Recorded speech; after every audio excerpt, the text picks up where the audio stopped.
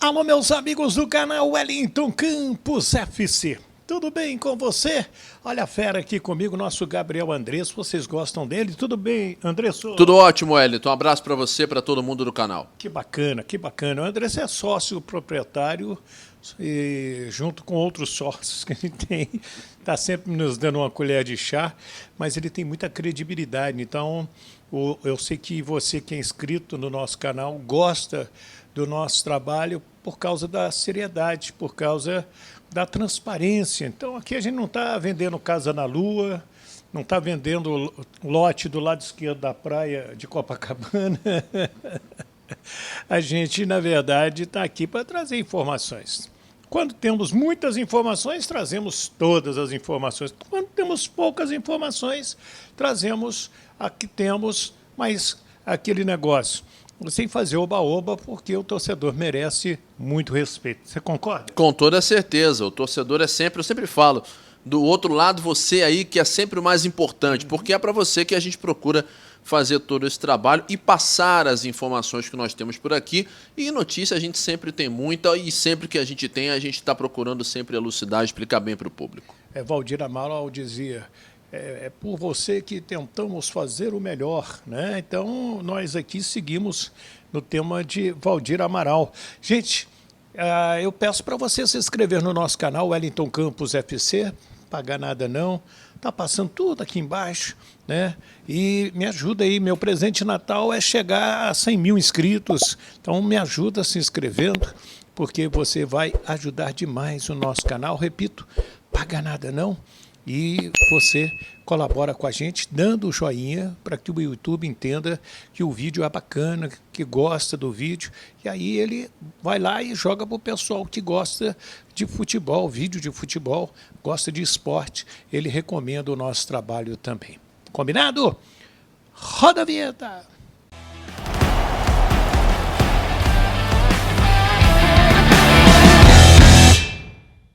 Muito bem, minha gente, hoje é sábado, dia 21 de dezembro, Papai Noel está chegando. Pois é, final do ano está chegando, muitas definições em relação a técnicos, a reforços, algumas nem tanto, né? Mas já tudo já se encaminhando para o ano novo, né? É isso aí. Nós vamos trazer muitas notícias do Vasco aqui, porque o André sabe muita coisa, mas eu quero começar com uma notícia divulgada hoje pela Federação de Futebol do Estado do Rio de Janeiro. O Campeonato Carioca ele volta a ser transmitido pela TV Globo, pelo Sport TV e pelo Premier, né? Além de credibilidade, de mais audiência, a TV Globo vai fazer o seguinte, ela vai transmitir 11 jogos do Carioca aos sábados às 16h30. Esses jogos serão mostrados para 11 estados, mais Brasília e Juiz de Fora, lá em Minas Gerais. E 2 clássicos, o Fla-Flu e Flamengo e Vasco.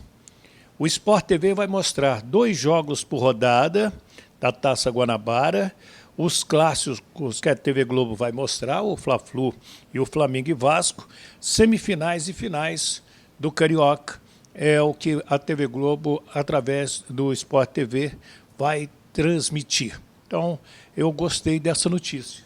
É sempre melhor quando você tem mais gente acompanhando, né?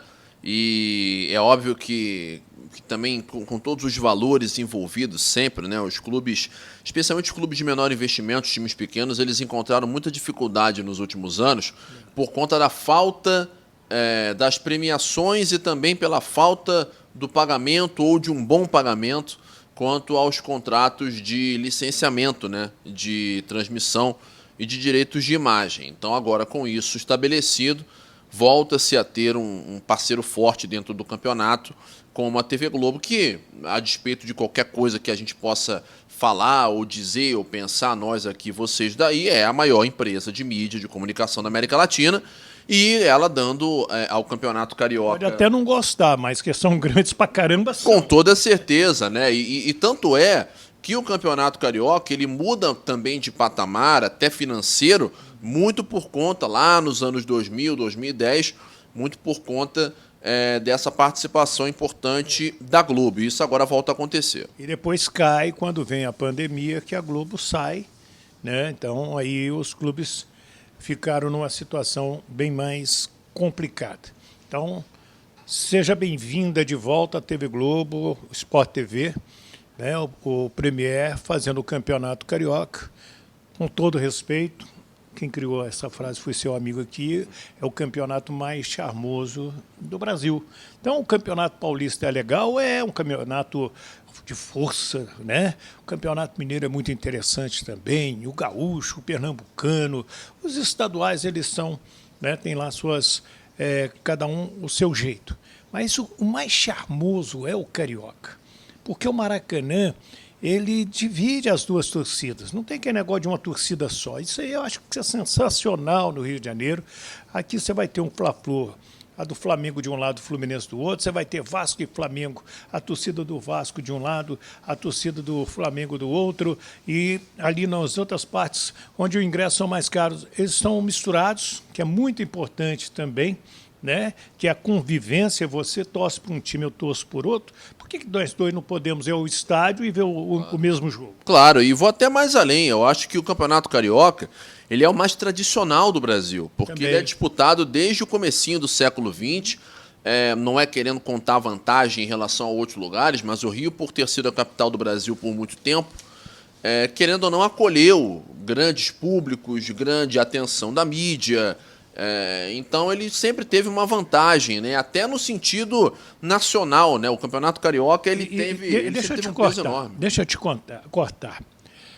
E mais, gente, o Campeonato Carioca, aqui você lembrou bem, era a capital federal, e o bom disso aí, a gente tem que dar valor e ser justo com a história. A Rádio Nacional, com a sua força, com a Nacional Rio, Nacional Brasília. Eu estou muito à vontade para falar, porque fiquei lá 16 anos. A Super Rádio Tupi, para quem não sabe, foi a primeira emissora a fazer futebol.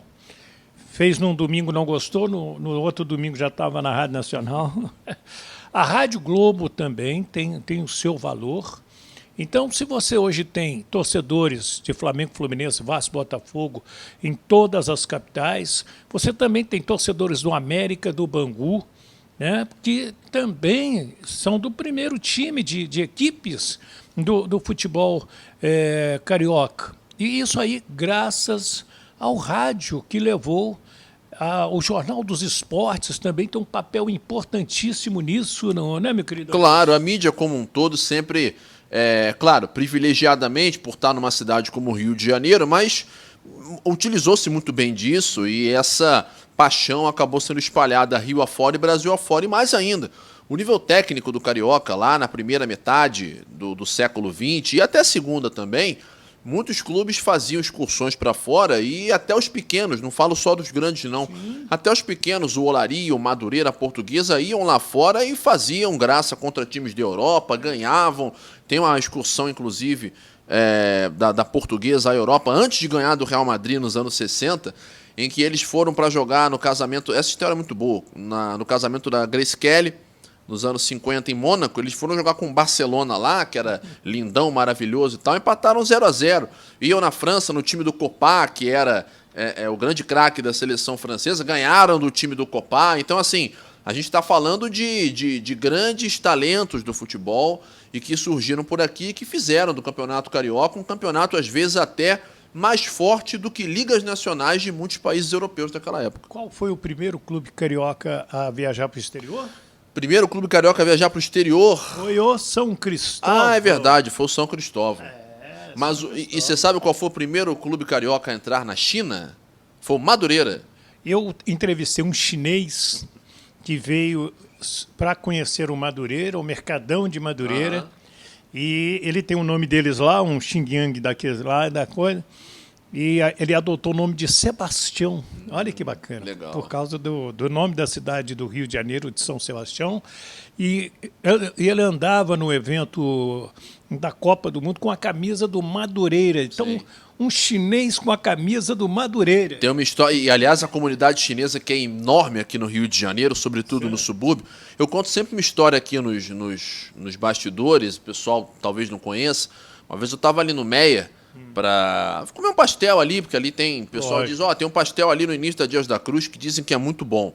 Aí eu fui lá, de vez em quando eu parava ali, logo no comecinho da Dias da Cruz, ali na Estação do Meia, tem uma pastelaria ali, que é um comércio quase sempre comandado por chineses, por imigrantes chineses aqui no Rio de Janeiro. E eu tava com uma camisa de goleiro do Bom Sucesso, uma camisa preta, que nem essa aqui, só que de goleiro e tal, com o escudo do Bom Sucesso. Um abraço pro meu amigo Santiago, lá de São Lourenço, que a camisa é dele. Aí eu tava lá, eu pedi, meu amigo, tudo bem? Me dá 2 pastéis de queijo aí, por favor. Aí ele olhou para mim, o chinês olhou para mim, apontou e falou, bom sucesso. Eu falei, o quê? Nem entendi.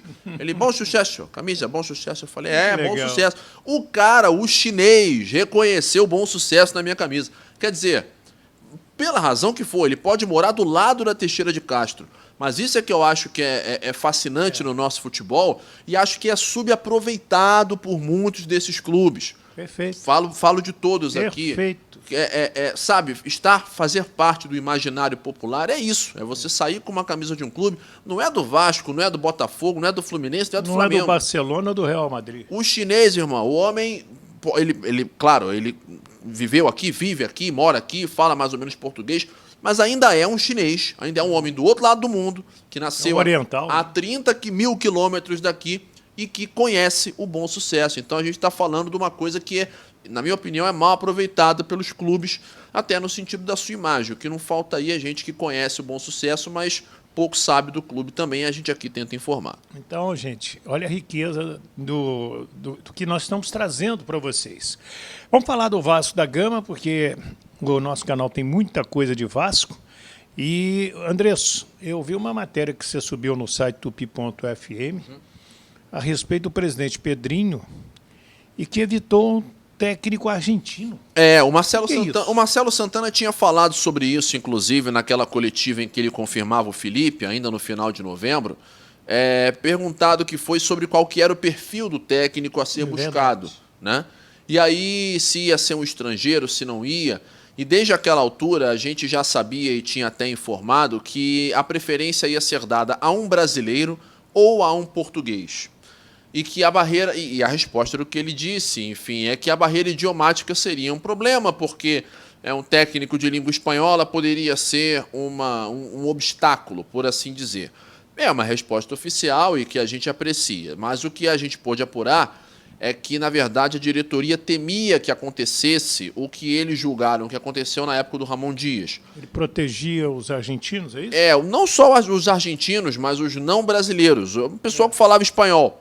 A chamada panela. Eles tinham medo de que, trazendo um técnico argentino, para que ele não ficasse isolado e, obviamente, indicaria jogadores do mercado sul-americano, isso poderia criar um mal-estar, como chegou, inclusive, a acontecer. A gente lembra da situação envolvendo o Medel no começo do ano, que ele saiu na mão com o Paixão teve que ir embora para a Ucrânia, e o Medel também foi embora, sendo que o Medel ganhava um salário altíssimo. O Rojas e o Galdames também recebiam salários elevados, podemos dizer, mas quase não foram aproveitados. O Galdames até foi pelo Paiva, mas jogou mal. Então, diante disso, e pela maneira conturbada, controvertida, como o Ramon Dias saiu, o Pedrinho e a diretoria descartaram a possibilidade de fechar com o técnico argentino. Alguns foram oferecidos, Diego Martínez, que foi do Boca Juniors, o Crespo também, argentino, que foi um grandíssimo atacante, e que treinou São Paulo, ultimamente estava no Oriente Médio. Esses nomes foram colocados na mesa. Geralmente acabam sendo contratados porque custam barato, mas o Vasco achou melhor não, mirou em outros nomes. Tanto é que só procurou brasileiros ou portugueses. Caixinha, Castro, Renato Gaúcho e Carille. E até o Antônio Oliveira. Por último, o Carille, que acabou fechando. Tá bom. Reforços. Reforços, alguns já palavrados, não anunciados oficialmente, mas o Lucas Freitas, zagueiro do Juventude, encerra contrato agora, ele que tem contrato com o Palmeiras até 31 de dezembro, e o seu empréstimo ao Juventude também vai até 31 de dezembro. O Palmeiras, então, vai liberá-lo, e ele, então, fica livre para assinar com o Vasco. Já tem um acerto, jogador de 23 anos, foi titular do Juventude nesse ano a maior parte da temporada, jogador carioca e que começou na base do Flamengo, onde jogou até o Sub-18. E, portanto, já chegaria para uma posição carente no atual elenco do Vasco. Todo mundo reclama. Todo mundo reclama e, afinal, vai chegar esse zagueiro, ao que tudo indica, já para o próximo dia 6. E para o meio-campo, Tietê, do Botafogo, já está apalavrado. Trocando documentos, inclusive. Né? A coisa já está avançada, o contrato não está assinado, mas o Tietê, da mesma forma, chega de graça, porque acaba o contrato agora com o Botafogo, no dia 31. Ele já está livre no mercado, até já poderia assinar um pré-contrato a partir do meio do ano, mas isso não aconteceu. Vai acontecer agora e o Tietê também passa a ser, então, uma opção a mais nesse time do Vasco da Gama, que vai procurar outros reforços e pode perder 2 jogadores agora logo no começo do ano. Quais? Ryan, a gente já vem falando, é certo que ele vai ser vendido, mas Leandrinho também tem uma grande chance. Os dois estão na seleção sub-20 para o Sul-Americano lá com Ramon Menezes. Exatamente. Leandrinho e Ryan, convocados que foram, já não se reapresentam para a pré-temporada, porque primeiro vão estar com a seleção na Granja Comari em Teresópolis. A partir do dia 7, depois viaja para Venezuela. Exato, já vão direto para a Venezuela, apresentação nos próximos dias à seleção, para um período de treinos, e aí partem logo para a Venezuela, porque o Sul-Americano começa no comecinho de janeiro. Dia 16 de janeiro começa o Sul-Americano. Exato. Então, quando terminar, é muito provável que já não voltem para o Vasco, porque já estarão negociados. O Ryan deve receber uma oferta da Fiorentina de 90 milhões de reais. O Leandrinho ainda não tem oferta, mas o Vasco espera vendê-lo. Já esteve próximo a isso, não quis vender, na verdade, o Leandrinho. Em agosto, chegou uma proposta dos Emirados Árabes para ele, do Al Ain, que ofereceu algo em torno de 35 milhões. O Vasco achou pouco, não quis vender, mas entende que essa é uma boa oportunidade, porque o jogador está valorizado, tem atuado com frequência, está na seleção sub-20, então é um nome possível. E o Ryan mais ainda. O Ryan, todo mundo já sabia que isso ia acontecer, e essa é a última oportunidade que o Vasco tem de vendê-lo, porque ele tem contrato só até dezembro do ano que vem. Então, se ele não renovar, o que a essa altura parece inviável, até porque o Vasco quer vendê-lo, a próxima janela é só no meio do ano. E a partir do meio do ano ele já pode assinar pré-contrato para se juntar como jogador livre no fim do vínculo a qualquer clube. Aí o Vasco ou faz dinheiro agora ou perde dinheiro. Exato. Então o Vasco acabaria não vendo a cor do dinheiro porque não ganharia nada na negociação do Ryan. Então a hora de vendê-lo, a diretoria entende, é agora. O que você está achando? O que você achou aí do Fábio Carille, desses reforços aí que o Vasco está trazendo, de quem pode sair também? Deixe o seu comentário, deixe o seu nome, o nome da sua cidade. Deixa eu mandar uns abraços aqui que eu prometi no último vídeo. O João Marcos, o Paulo César, lá em Bom Jesus de Itabapuano, Frederico Mota, o João Romão em Ubá, Minas Gerais, o Paulo Barbosa em Santa Rita do Sapucaí, sul de Minas, o Sérgio Henrique em São Vicente, São Paulo, o Manuel Pereira em São Luís do Maranhão, o Lima Pereira em Manaus, o Juvenal Dias em Presidente Dutra, no Maranhão, o Evandro Rafael em Ilhabela, São Paulo, o Antônio Carlos Souza, a Conceição Silva, também conosco, Minas Gerais, o Antônio Carlos Oliveira, de Três Corações, Minas Gerais, o Paulo Maurício, é nosso fã, né, de Campo Grande, aqui no Rio de Janeiro, o Marcos Camilo, o José Saraiva Moura em Manaus, Manuel Ogatia, ele está em João Câmara, no Rio Grande do Norte, o Antônio Carlos Figueiredo em São Gonçalo, o Augusto Freire, o Roberto Ferreira, Nelson Cordeiro, Ari Ferreira Silva e também o Carlos Cabral, em São Gonçalo, aqui no Rio de Janeiro. Obrigado pelo carinho de todos vocês. Comente aí. Obrigado, meu querido André Souza. Eu que agradeço, Ido. Um abraço para você. Curta, compartilhe, se inscreva, clique no sininho e continue acompanhando também sempre o nosso noticiário aqui na Super Rádio Tupi. É isso aí. Se inscreva, Wellington Campos FC. Não paga rigorosamente nada. Dá aquele joinha para fortalecer o nosso trabalho. E tá tudo aqui. Tá passando tudo aqui. E te agradeço demais. Do Rio de Janeiro, Gabriel Andresso e Wellington Campos.